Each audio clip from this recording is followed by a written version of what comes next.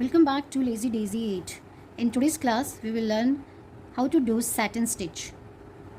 Satin stitch जिसको भरत टाका भी कहते हैं, क्योंकि इसका इस्तेमाल गैप्स में भरने के लिए किया जाता है। जैसे फूल के पैटल्स हो गए, ये बीच का जो पॉलन का एरिया है, ये सब जो हम भरते हैं तो इसे कहते हैं सैटिन स्टिच। तो चलो हम स्टार्ट करते हैं अपना सैटिन स्टिच। पहले हम ये मिडिल पोर्शन को भरेंगे। जब भी हम सैटिन स्टिच बनाएं तो हमें सबसे पहले सैटिन स्टिच में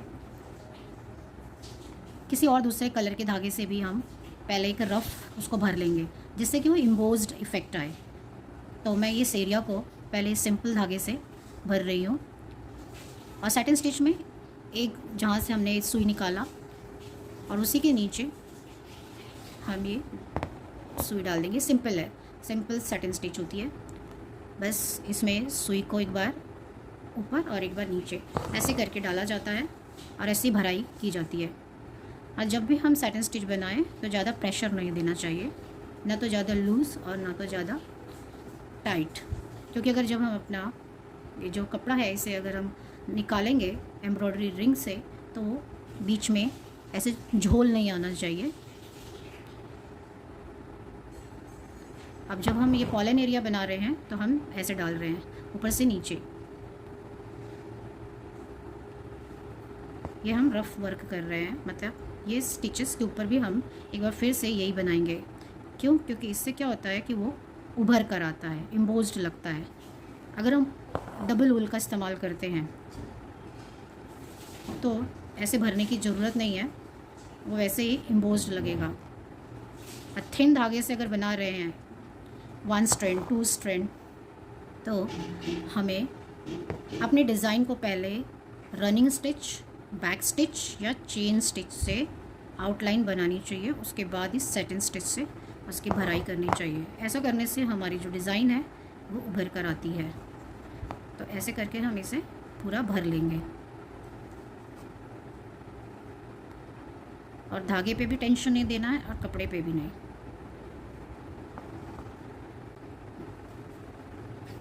ऐसे हमने खड़ी लाइंस बनाई। अब हम दूसरे धागे से ऐसी लाइंस बनाएंगे, नीचे से ऊपर जाएंगे।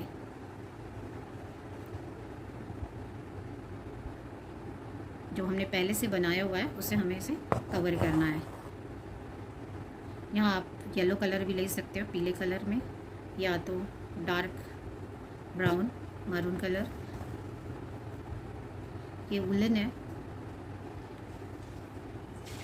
इससे डिज़ाइन फटाफट भर जाएगी।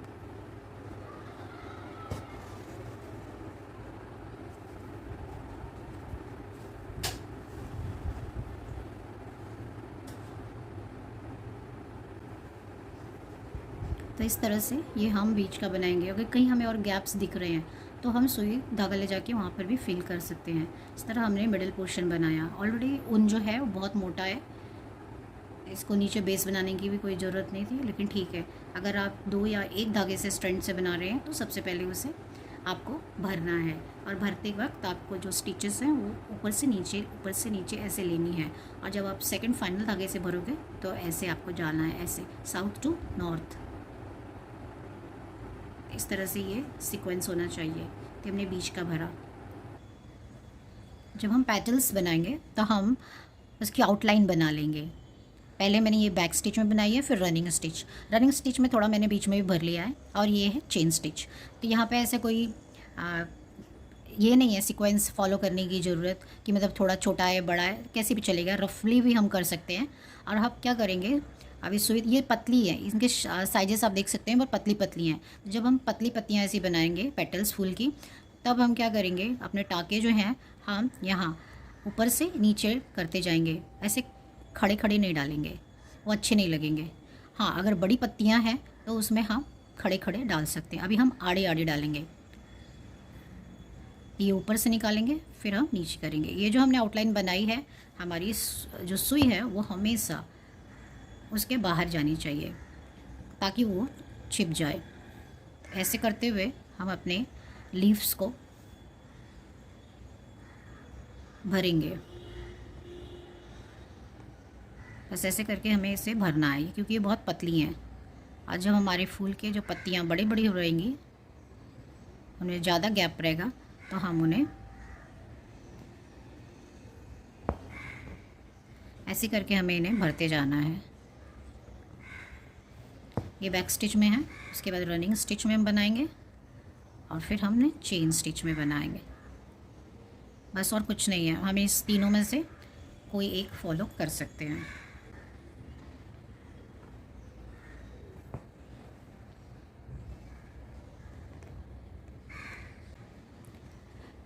तो हम ऐसे बनाते जाएंगे। बिगिनर्स हैं तो वो एक बार सुई पर निकालेंगे, फिर एक बार नीचे। बिगिनर्स तो ऐसे ही करते हैं, लेकिन जो एक बार परफेक्ट हो जाते हैं तो वो एक तो सुई को एक साथ एक बार में 2 बार, एक बार में मतलब ऐसे ऊपर से नीचे ऐसे लेते हुए भी नेक्स्ट का भी स्टिच ऊपर निकाल लेते हैं ऐसे। नहीं तो फिर एक बार नीचे, एक बार ऊपर। जब हम एक बार नीचे एक बार ऊपर करते हैं तो उसे हम, ये देखिए, ये ऐसे करने को सोइंग कहते हैं। एक साथ हमने 2 बना लिया ऐसे, इसको कहते हैं सोइंग मेथड। और जब हम एक बार नीचे करेंगे, एक टाका बना, तो इसे कहते हैं स्टैबिंग मेथड। फ्रेंच नॉट जो होता है वो स्टैबिंग मेथड का एक एग्जाम्पल है। तो ऐसे करते हुए हम अपने ये पेटल्स को बना लेंगे।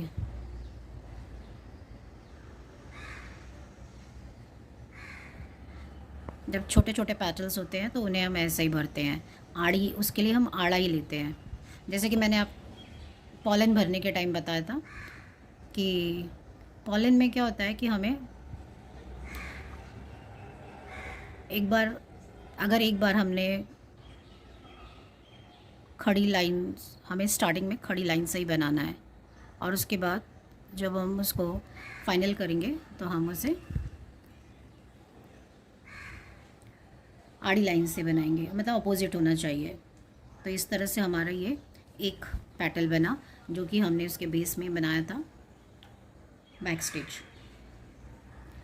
सेम ऐसे ही इसको भी हम भरेंगे स्टिच से बाहर। ये जो हमने रनिंग स्टिचेस बनाई हैं उससे हम बनाएंगे ऊपर नीचे करते हुए। इसमें जहाँ हमें खींचना भी नहीं है और लूज़ भी नहीं रखना है।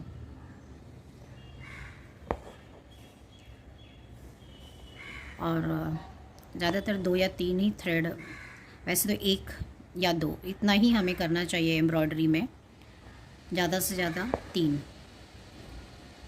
तो 1 और 2 में अगर हम पेटल्स बना रहे हैं तो हमारे जो पेटल्स हैं बहुत फ्लैट आएंगी, चपटी चपटी आएंगी। तो हमें उसको इम्पोस्ट करने के लिए उसके बेस में हमें ऐसा कुछ स्टिचेस बनाना पड़ेगा, उसे बेस देना पड़ेगा।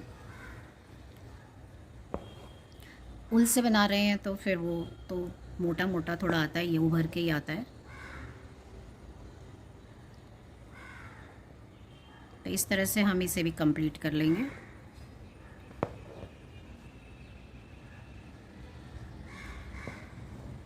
बस ये बनेंगी तीनों की तीनों पत्तियों का एक ही है, वैसे उसका बेस मैंने बनाया। वैसे कोई भी एक बेस का इस्तेमाल करके आप अपने सैटिन से पेटल्स बना सकते हैं। और जल्दी चाहिए काम आपको, पैडेड, तो फिर आप पतले ऊल भी आते हैं जो कि कढ़ाई करने के लिए आते हैं, उनका इस्तेमाल लेकर करके भी आप बना सकते हैं।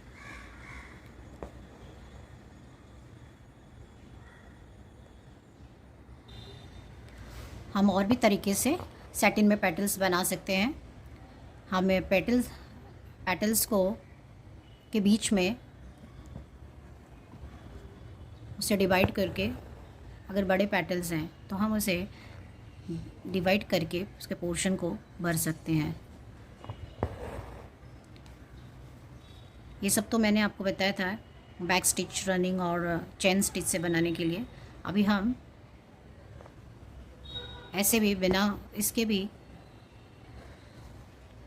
बेस के भी ऐसे डायरेक्ट बना सकते हैं। तो उसके लिए हम अपने डिज़ाइन को, अगर हमारे पेटल्स बड़े भी हैं और डिज़ाइन को हम डिवाइड कर लें तो आसानी रहती है।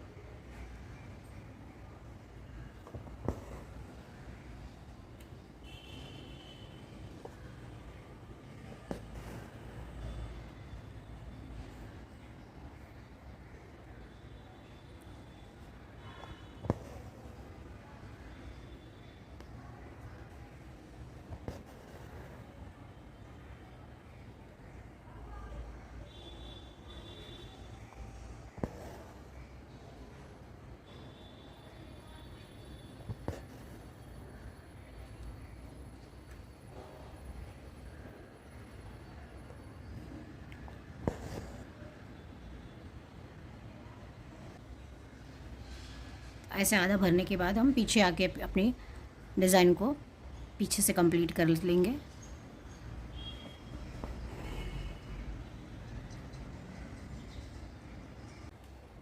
इस तरह से ये बन जाएगा। और उससे भी बड़ा पैटल्स है तो हम इस तरह से उसे डिवाइड कर लेंगे और फिर उसे भरना चालू करेंगे।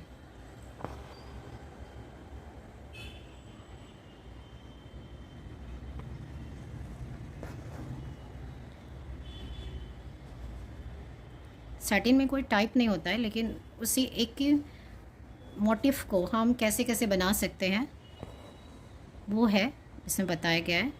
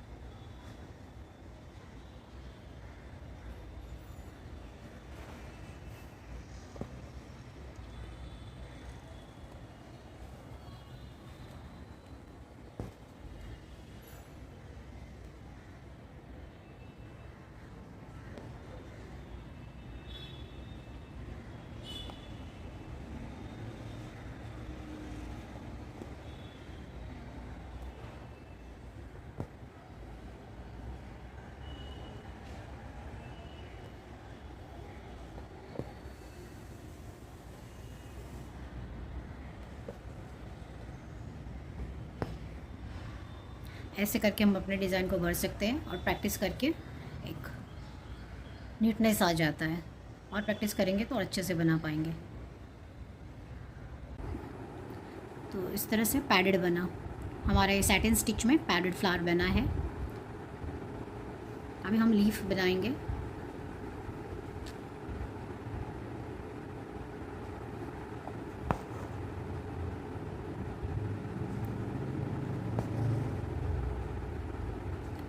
सैटिन में हमें पेटल्स हो या लीफ हो, हमें अपने डिज़ाइन को पार्ट्स में डिवाइड कर देंगे तो इजी पड़ता है।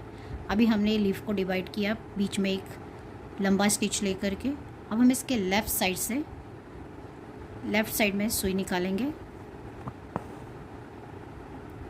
और यहाँ पे लाके उसे नीचे कर देंगे। फिर हम राइट साइड में सुई निकालेंगे। ऐसे हमें एक बार लेफ़्ट एक बार राइट और यहाँ नीचे करते हुए लीफ को कंप्लीट करना है।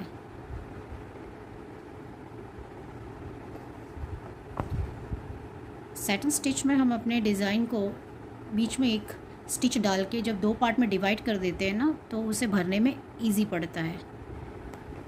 अगर सपोज़ हमारे कहीं गैप बीच में रह गया तो हम वापस दोबारा जाके उसे कंप्लीट कर सकते हैं। वैसे ऐसी कंडीशन तो कभी कभी आती है, एक बार परफेक्ट हो गए ना तो हम अच्छे से बना लेते हैं। हमें थोड़ा थोड़ा नीचे आना है ताकि हमारी जो पत्ती है वो कंप्लीट हो। तो ऐसे करके हम अपनी लीफ को कंप्लीट करेंगे।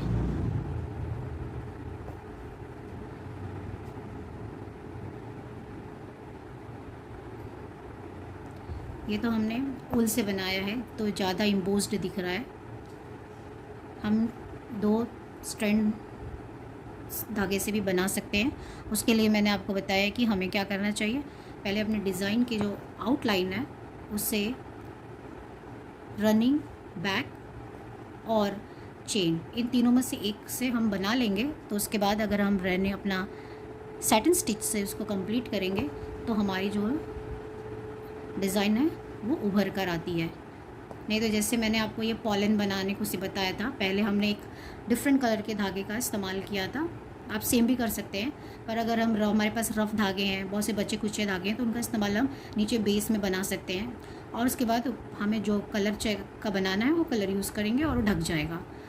तो इस तरह से हम उसको पैडेड इफेक्ट भी दिखा सकते हैं, जिसे इम्बोज्ड हम कहते हैं, पैडेड। या तो उसमें थोड़ा सा कुछ कॉटन वॉटन भी भर के उसे पैडेड दिखाया जा सकता है। तो ऐसे ही हमें इसे कंप्लीट अभी करेंगे। तो हमारा लीफ भी बनकर तैयार हो गया।